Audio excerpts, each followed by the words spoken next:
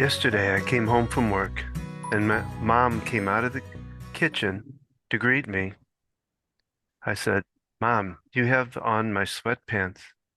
We each have a pair of the same soft, comfy green sweats, but hers are a size 14 and mine are a few sizes bigger.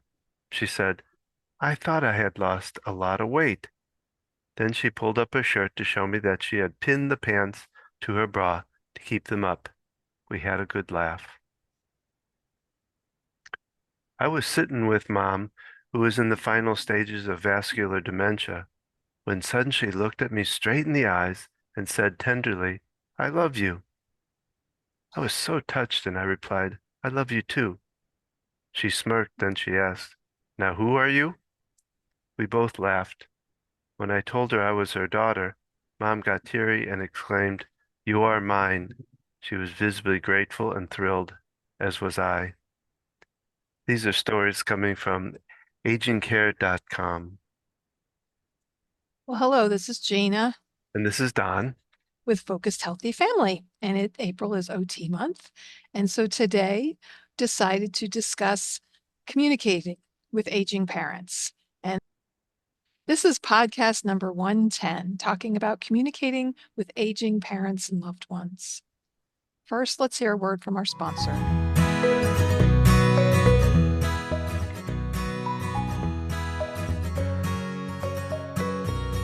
And today we're talking about Ask the OT.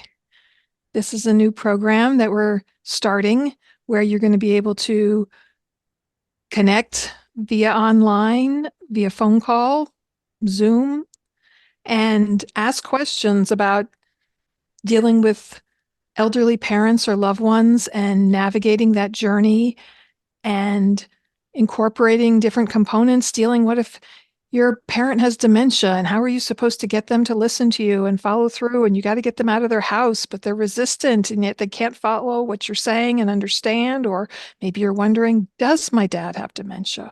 Why is he doing these funny things? What's going on? So we're building a community of support. My years of experience as an occupational therapist working primarily in adult and geriatric rehab, and my background also with my family and helping my father navigate the journey of Parkinson's disease for the past 17 years and seeing his decline and his issues with dementia and all the families I've worked with over the years in working with this population. I want to help other people with this, all this information and experience that I've accumulated. And I know how disconnecting it to be. You're juggling multiple things at once. You're going to work, you're taking your kids to high school activities, and now you're helping your parents navigate it. Maybe it's a long distance thing. So come join us in our community. Yeah, Gina will be doing her first live kind of Q&A talk on April 2nd, 7 p.m. You can find out more about it by going to our website, focusedhealthyfamily.com. And actually, we have a little logo up there about Ask the OT, whether you can click on that and you'll find out more information about how to get involved with this community that we're building. So check us out, and we look forward to you being there asking your questions starting April 2nd. But it's good to join now and get involved with the community. There's a lot of resources up there for you to be able to pull, and we look forward to talking with you. Yes, feel free to send us questions you have now.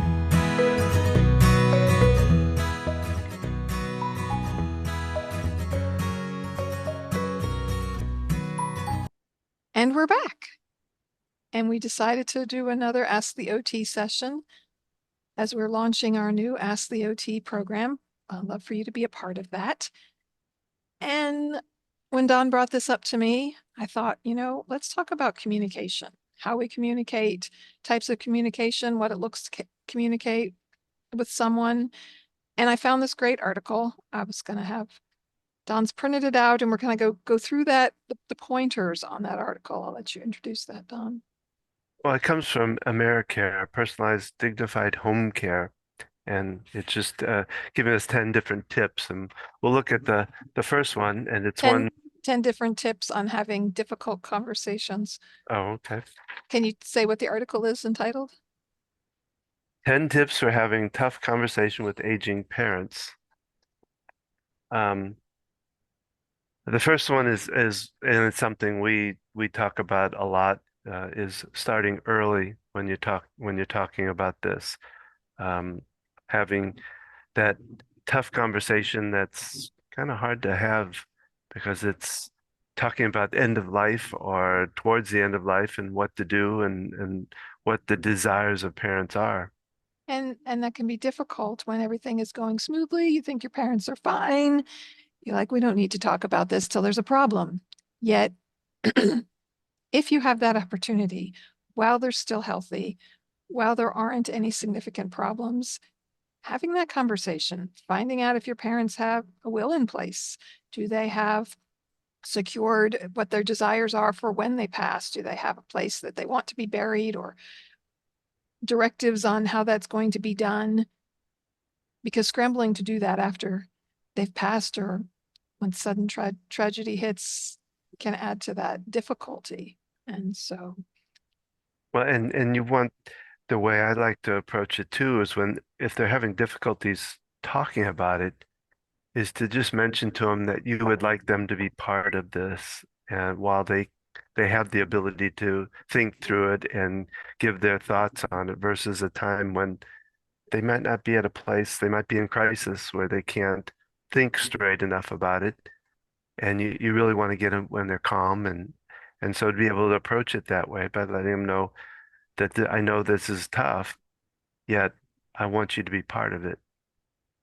and finding the right time to do it, just like we talk about when talking to children, find a time you have them over for dinner, you go out to dinner together or something, and not as you sit down to eat, but say, hey, there's things I want to talk about, and I realize this can be difficult. I'd like to get things in process as you get older. And if you have difficulty, if you need assistance doing things, what kinds of things do you already have in place? And just like any conversation, after you introduce the idea, we need to allow them time to express their feelings. Well, and that the second one, then the second tip is exercising patience. And And maybe they say, oh, I just don't want to talk about that right now. And okay, so this is really difficult. You don't want to talk about it. And you can follow up with, okay, this is something I would like to talk about. Maybe we could pick a time. Is it okay if I, check in with you again? Mhm. Yeah, And honoring that this is difficult for them. This might not be something they want to think about, or, maybe it's you've recently lost one parent and this is the other parent and you haven't really had these conversations. So you got to make, just allow, like you said, that patience that if they are not ready, or maybe you need to involve another person, an outside person. And I'm sure they talk about some other tips in the article. well, the next one is choosing the right conditions, which you kind of touched upon is, you know, don't do this when they're middle of a crisis. Try to, and that's goes back to why you want to go early, start talking early so that you're not in a crisis situation or you're not in a situation where they got to make a decision by tomorrow where they want to go. That's a whole nother type of conversation. You want to do this in the right place, in the right time. Do it in private, so uh, it also talks about number four about doing your homework. Depending on what direction they're going or what you see as possible future, is understanding what options there are for what they need to do. Um, if you're going to talk to them about end of life and where they want to be buried or where they want to have, what kind of funeral they want, do a little homework and see what options might be available for them so you have it there. And that can be particularly helpful if they're reluctant to bring things up, or they don't want to talk about it. You can even share resources like, Mom, I found some different things. I compiled it. I'm going to send this to you. Email, whatever form of communication. Because maybe sometimes that's a little less difficult for them to take in than a face-to-face conversation. So you've got to, meet your parents where they're at, figure out how you can initiate these conversations. I work in a nursing home setting where people have come in after their loved one. Usually it's a illness, traumatic experience that puts them in the hospital. Then they're in rehab. They've got to scramble to figure things out. And if they haven't thought through any of this previously, now they've got these decisions to be made. And how realistic is that mom or dad can still return back home or be able to function the way they did before? And what options do you have as far as outside help and family members who can step in and help? And this is, I know they bring up in the article as far as including other family members. Yeah, that's one I'd like to kind of talk about too, because I I wondered, it seems like there's kind of a fine line of, do you bring them in? When do you bring them in? Who do you bring in? Is it better to start this out on your own or to have your siblings all involved right away? Because that could be, to me, could be confusing. And it could seem like a inquisition, or or what A would, coup. Everybody's against me. They're all ganging up on well, I was me. thinking of what do they do when with an addiction? I can't think of the term they use for having those meetings for, like, when somebody with alcohol problems, Oh, an intervention. it could come across something like that, and so that's kind of an interesting. Yeah. And with my siblings, we have a chat between the three of us, and we talk amongst ourselves and we discuss like, okay, you know, how can we talk to parents about this? How can we, so we discuss amongst each other, and we're um relatively in agreement with things, and there's not a lot of discord. So there's lots of different family dynamics. I'm the one who lives close. I'm the caregiver. I'm the one who knows the information and is super involved. We've got my brother who's furthest away as far as distance, but he can physically be present when needed at times. And then my sister, what are the things that they're able to do, but talking through things and bouncing ideas off each other can be helpful, and kind of thinking through points. I know we were wanting to have some conversations with my mom about getting the help she needs for my dad. And I realized, we should really begin this with, what's overwhelming you, mom? What would be the most helpful to you right now? Because we're seeing her having to care for my dad, and he's having increased difficulty doing things, and his cognition is declining. And we're like, this is the help we need. This is what we need to do. And yet she's the one living with him. She's the one dealing with this day to day. And so realizing, okay, wait a minute, I need to step back because we're already in the midst of this and say, what would be helpful to you? So sometimes we have to kind of put our own stuff aside and say, okay, these are all, and that's where you can hash things out with siblings or other family members that might be involved. Kind of get that out of the way so that you can really be present for your parents, whether it's both of them together, one of them that's caring for another, or just kind of getting things out there on the table. Well, the other thing is, when not talking or in a place where you're, like, is, you don't want to talk where your dad can hear you sometimes. Yeah, it's like, with children, I find it very disrespectful when parents are talking about their kids and they're within earshot and they're talking about them like they're not there. And so even though people with dementia you might not think they understand or paying attention or listening, this can add to resentment and that sense of, they're out to get me, they're all against me. And my dad is like hyper fixated on figuring things out and paying attention. And with his dementia, it doesn't look like that he's in another world and not really tuned in. He also has good hearing.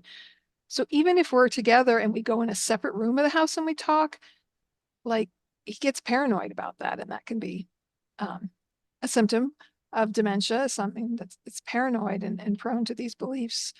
And so, we take my mom out to lunch. We have opportunities where we can have a conversation without him standing right there. We don't realize when we're helping to care for someone, whether it's just day to day or in a crisis like in the emergency room, communication is so important. And yet there's so many things that get overlooked and not paid attention to. My dad was in the emergency room several times last year, and they have shared rooms where it's split with the wall, but then the curtain goes across both. So there's not a solid wall separating the sound barrier really between the two. And so we're in one side and they're having a conversation with this person next door. My dad is hearing everything that they're saying to this other person or bits and pieces of it. And it's overwhelming him. It's overstimulating him. He thinks they're talking about him and that I should be over there. So they don't there's so many areas where people don't think about that aspect of communication. You know, a lot of older rehab nursing facilities, they shared a room with someone versus newer facilities, you know, you've got your own private room because I love they call them semi-private when it's a shared room. It's not really semi-private. You're in the room with someone else. They pull a curtain in between you. What kind? It's just a visual barrier. So all these little aspects of communication that are so important, and no matter if you know if we want to vent and deal with our frustration, right? We do that with a partner or a friend or something, not in the midst of the person that we're aggravated with. And we need to think about these aspects of care for our aging parents. Well, and how do you how does dementia play into that? How do you change your conversation, I guess? Sure. And I've already kind of gone into that a little bit here as far as even if you think someone doesn't understand, you still need to talk to them and address them and respect them. I've pulled up several um, resources myself. So someone with some aspect of dementia could have some different changes that they experience in regards to communication. They could have difficulty finding the right words. They know what they want to say, they can't get the words out. They might just use the same familiar words repeatedly, almost talking like just saying the same thing over and over again. They know what they're trying to get out, but it doesn't make sense to us. They might describe something, a familiar object, rather than naming it. They can't think of the exact name. They might lose their train of thought. They might be discussing something and just tail off or just go on to a different tangent. They can have difficulty organizing their words logically to make sense. If they're bilingual, they might revert to just speaking their native language and, you know, really not be able to engage as much in a second language. They might speak less often. They could rely on gestures more than speaking. Um, and so, you know, how we communicate with people makes a difference, just like how you communicate with a 2-year-old versus a 5-year-old versus a 10-year-old versus an 18-year-old. We have to honor their stage of life and their understanding of the world, their cognitive function, their brain function, and yet do it in a respectful way. Well, that brings up a question, well, I think anyway, um, about communicating with the caregiving side of it too, both with like the spouse caregiver, but also when you're in a rehab or something like that, talking. So maybe you could talk a little bit about how you speak to them. Yeah. And there are family members who are very clued in who will kind of motion me to step outside after I evaluate people in the nursing home for short-term rehab. And they've come there from the hospital. And it's great when I can talk to the family members. I can corroborate what the person's telling me because I don't always know how accurate the information is that they give me. But also sometimes I have to take the lead in saying, yeah, I want, you know, talk to you about something. Can we step outside for a minute? Or finding a way. And it can be difficult to make it inconspicuous so that we're not like, oh, we're going to go over here and talk about you now. But, you know, maybe let me show you some things about the facility to help you with putting food away for the resident. This is something I might do as a therapist to get them in a different space to be able to talk separately, to really be able to have, you know, those tough conversations to really, like I remember a family member pulling me aside and saying, yeah, she really doesn't do a lot. She says that she gets up, but she pretty much sits on the couch and watches TV. And that's about all she does and doesn't have much motivation. And when therapists aren't there, she's not following through on exercises and not doing things, right? So they give me the clear picture of what's happening in the home. And so wherever we are in this puzzle, you know, if you were the family member and you have the opportunity to speak with professionals, if your parents with the doctor, you know, asking for that separate time, can I talk to you separately? You know, finding a way to get those concerns and questions, writing things down. You know, you could use written communication. And just because someone can't hear, you can't assume, oh, we can talk about you, you know, Mhm. or they're so confused, they really don't know what's going on, what's being said. There is always some degree of awareness in most people. It's like even people who we think are comatose or, you know, I've had worked with patients and the family members say, yeah, they don't really understand anything. And I say, I still like to talk to people like they do. I let them know what I'm doing. Hi, this is my name. This is what I'm here for. I'd like to touch your arms right now. I want to work with your shoulders and loosen the muscles up, asking their permission and engaging them, because there could be more understanding than there is ability for them to communicate. And to me, I find it's just a matter of respect. One, I would think, and that again, the kind of a question is uh, the the spouse or the caregiver of the patient from their home, the personal caregiver, I guess you call it, the person that's taking care of them, uh, is kind of has to maybe even do a little kind of some kind of training for the caregivers in the facility to like if depending on what they have, what the person like your dad has dementia on top of Parkinson's. And a lot of times the facility caregivers may not quite understand that particular Parkinson's. So it would be up to the caregiver maybe to help them, give them information. Sure. And I mean, it's always helpful to have additional information when I'm working with someone, what was their career? What interests did they have? What to be able to engage with someone, it helps me to know, oh, they're really into race car driving, or they love dogs, or no, they're afraid of dogs, or, different aspects to really engage with someone, especially someone who's got some degree of dementia or other cognitive impairment that's going to affect their communication, which you can see that with strokes and other things that are not dementia specific. So understanding that person. And so either advocating for your loved one by sharing that information. My dad was in the rehab facility not too long ago, and I brought in music. Um, we got him a CD player. And my mom had tons of CDs, and I brought in and I put signs up about it. And one of the caregivers said, they didn't realize the sign was for them. I had made a sign for the caregivers to pay attention to it, and they didn't realize that. So you almost have to be very specific. Attention caregivers, you have to make it very clear. You need to make Mhm. it concise with little information. I've got some family members I see who do this where I work, and it's great. Attention caregivers, da da da. And they have them some things spelled out, and they have it on multiple walls of the room, even. Because we have to be careful as the professionals with the HIPAA guidelines as far as violating privacy, but the family members can put signs up and information. But really engaging with them and saying, hey, my dad did woodworking and this is his woodworking book, and sharing it with those people that are having to interact with him. Connection is so important in being able to communicate with someone and to build that rapport. And keeping that in mind, it's like if you want to sit down and talk to your parents about getting older and questions and concerns you have, whether they're seem completely fine and healthy right now, or you're seeing early issues and things they're having to deal with, take them to their favorite place to eat, make them something they like for dinner, um, find a way to engage with them on their level, and, bring up the topic and, really paying attention to nuances, some people, as far as how you approach people.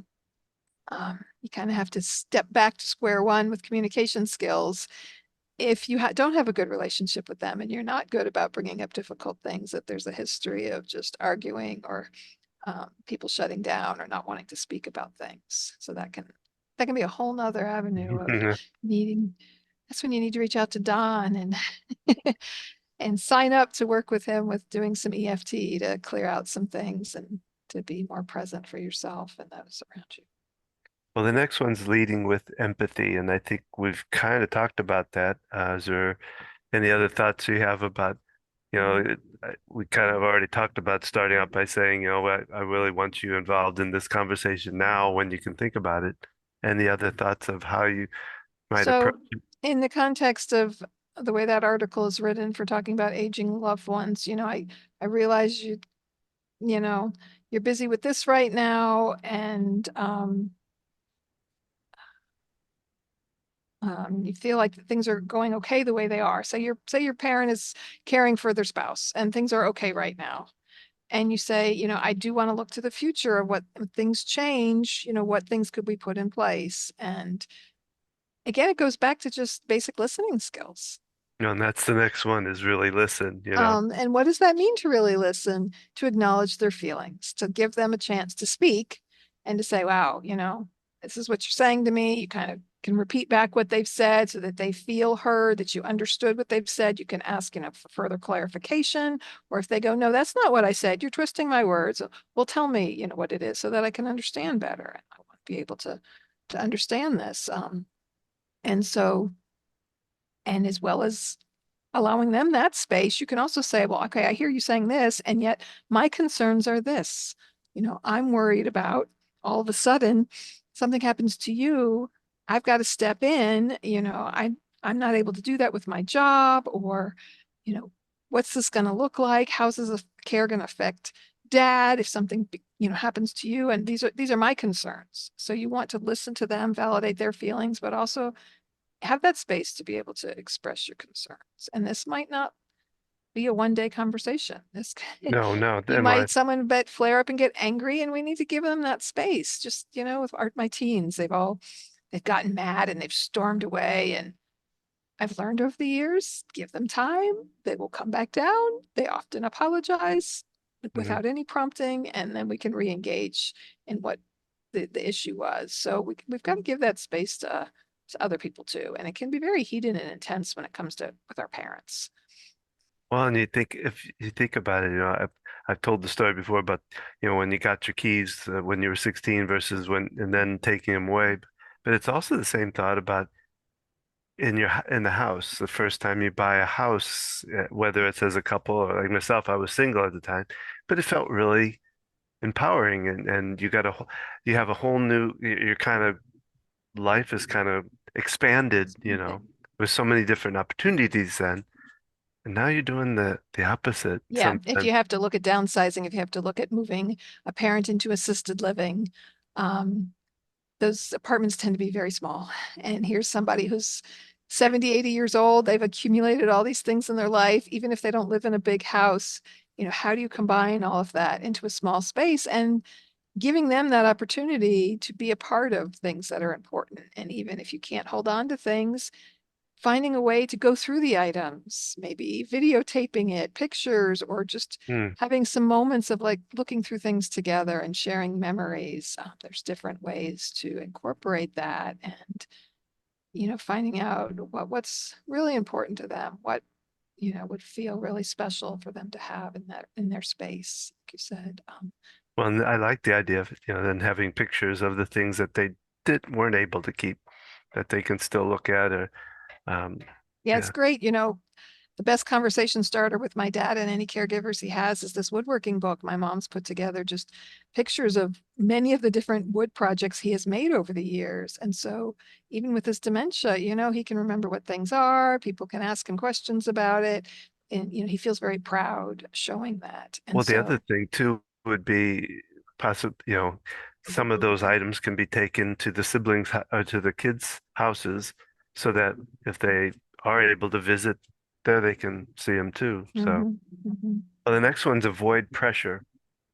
Okay. So, um, it's, I think it would be easy for the kids to want to get these answers and so how do you ease back that pressure, but still get get to the get get it done, I guess, Yeah, I mean, giving someone a hard, fast deadline. Well, you need to decide this by this date, or I'm going to make the decision for you, right? You say that to a kid, people shut down when you say that. Maybe they freeze up. They don't know how to respond. They might get defensive.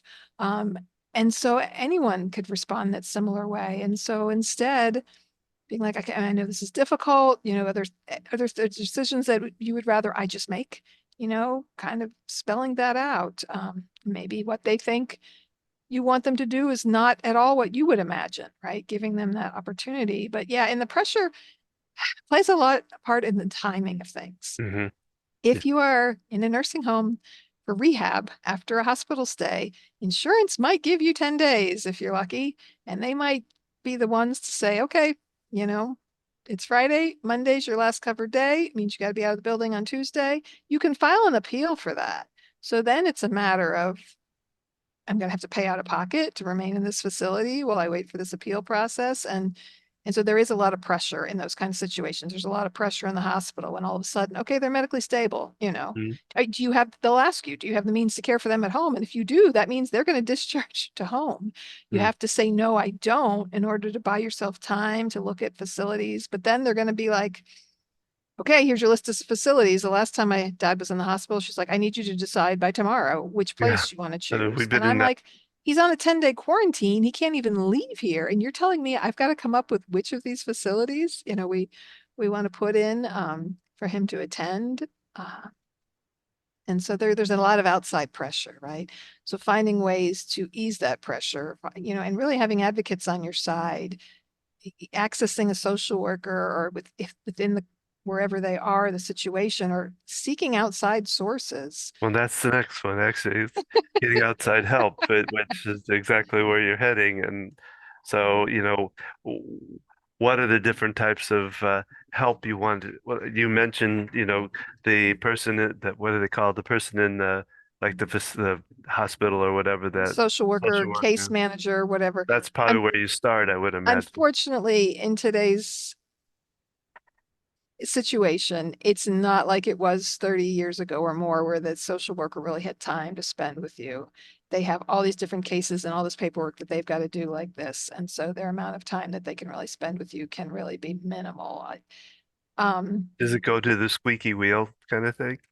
You know, so because I know you were very much out there searching, looking for them a lot of the time.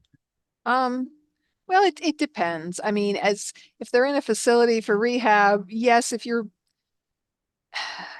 on top of things and paying a lot of attention, that could get them better attention. It could also get a lot of frustration and aggravation.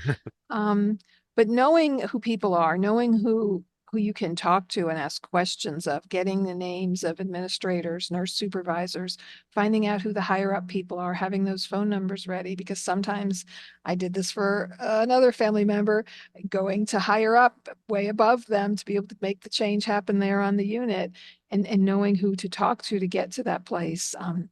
One resource is Omnibudsman, and I'll share this link, but whether it's if they're dealing with Medicare, whether in nursing home, whether you're dealing with a psychiatric facility, Medicaid, these are people that can be advocates for you and help you with finding the resources you need, and um, um, just being a good advocate. What is that? And I'll write it down, but also we can say, do you know the link now? Off the top of my head, no, I No, don't have. okay. I'll try. If we get it, we'll put it onto the into this. Well, the last one is taking notes. So I guess kind of documenting, journaling to know what you've talked about and what.